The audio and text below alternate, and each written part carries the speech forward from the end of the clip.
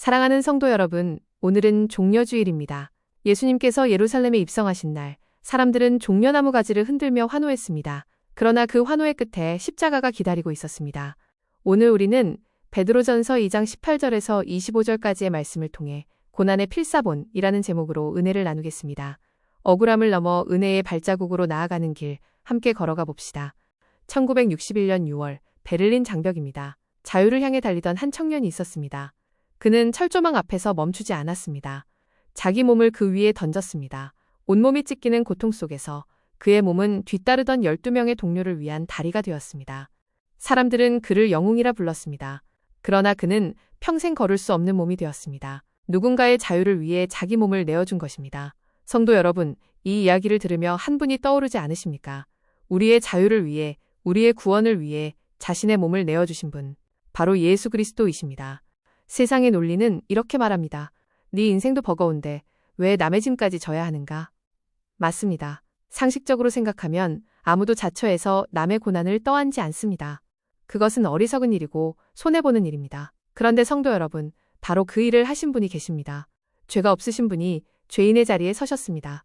의로우신 분이 불의의 심판대 아래에 놓이셨습니다. 세상의 논리로는 도저히 설명할 수 없는 일, 그것이 바로 십자가의 사건입니다. 오늘 본문 베드로전서 2장 18절에 나오는 하인들이라는 단어, 원어로는 오이케타이, 문케타이입니다. 이것은 단순한 고용인이 아닙니다. 가정에 속한 하인, 즉 주인의 집에 매여 사는 종을 의미합니다. 시민권도 없고 법적 보호도 받지 못하는 사람들입니다. 항변할 기회조차 허락되지 않는 절대적 약자입니다. 까다롭고 부당한 주인, 헬라어로 스콜리오스 스클리스라고 하는데 비뚤어지고 불공정한 주인 아래서 살아가는 사람들입니다. 베드로는 바로 이 사람들에게 편지를 쓰고 있습니다. 왜 하필 가장 억울한 사람들에게 먼저 말씀하시는 것일까요? 여기서 놀라운 단어가 등장합니다. 21절에 나오는 본이라는 단어, 원어로 휘포그라모스 옵싱그라맥입니다. 이것은 필사본, 곧 따라쓰기 원본을 뜻합니다. 고대의 어린아이가 글자를 배울 때 선생이 먼저 쓴 글자 위에 대고 똑같이 따라쓰는 원본입니다. 성도 여러분, 이 뜻을 아시겠습니까? 예수님께서 고난이라는 글자를 먼저 쓰셨습니다. 그리고 우리는 그 위에 대고 따라 쓰는 자들입니다.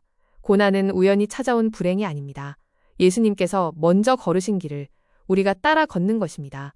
이어서 21절 하반절에 발자취라는 단어가 나옵니다.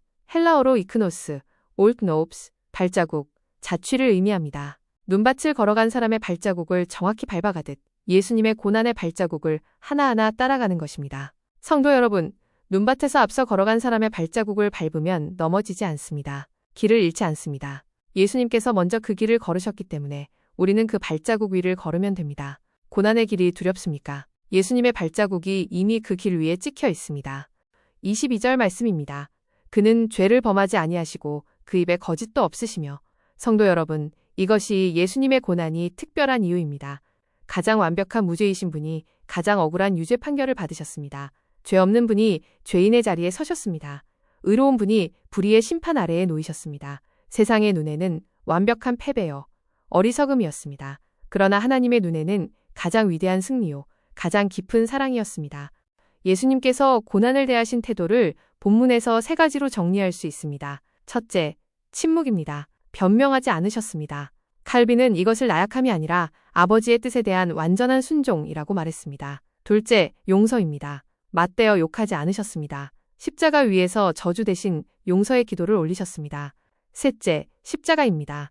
친히 나무, 헬라어로 크실론, 승덩에 달려 우리의 저주를 대신 지셨습니다. 침묵, 용서, 십자가. 이것이 예수님의 고난의 방식이었습니다. 그렇다면 예수님의 고난은 어떤 열매를 맺었습니까? 첫째, 의, righteousness입니다. 24절 말씀처럼 우리가 죄에 대하여 죽고 의에 대하여 살게 하셨습니다.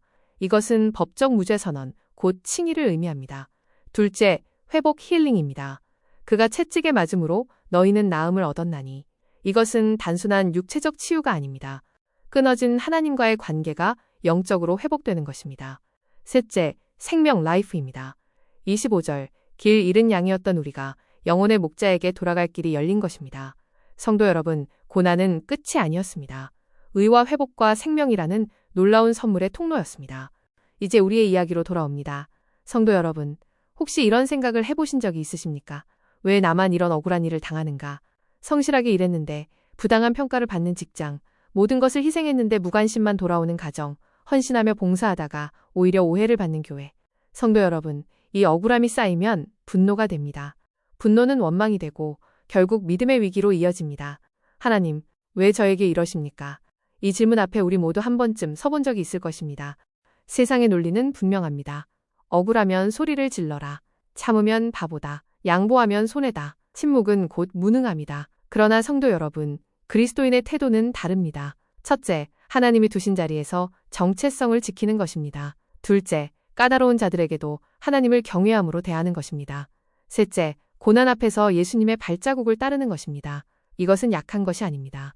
이것은 세상이 감당할 수 없는 강함입니다. 십자가의 능력으로만 가능한 태도입니다. 첫 번째 실천적 발걸음을 드립니다. 즉시 반응하지 마십시오. 23절 말씀입니다. 오직 공의로 심판하시는 이에게 부탁하며 스스로 변명하고 사정을 증명하려는 시도를 잠시 멈추십시오. 이것은 소극적 체념이 아닙니다. 하나님이 바로잡아 주실 것을 믿는 적극적 신뢰입니다. 공의로 심판하시는 하나님께 맡기는 것, 이것이 예수님의 발자국을 따르는 첫 번째 걸음입니다. 성도 여러분, 하나님의 뜻 안에서 받는 고난은 결코 낭비되지 않습니다. 요셉을 기억하십니까? 억울한 감옥 생활이 결국 애굽의 총리로 이어졌습니다. 창세기 50장 20절, 요셉이 형들에게 고백합니다. 당신들은 나를 해하려 하였으나 하나님은 그것을 선으로 바꾸셨습니다. 로마서 8장 28절 말씀과 같습니다. 모든 것이 합력하여 선을 이루십니다. 억울한 고난은 우리를 정금처럼 연단하여 예수님의 성품을 닮게 하는 명작의 잉크가 됩니다.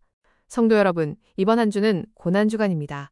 은혜의 발자국을 따라가는 한 주가 됩시다. 고난주간 특별 새벽 기도회에 함께해 주시기를 바랍니다.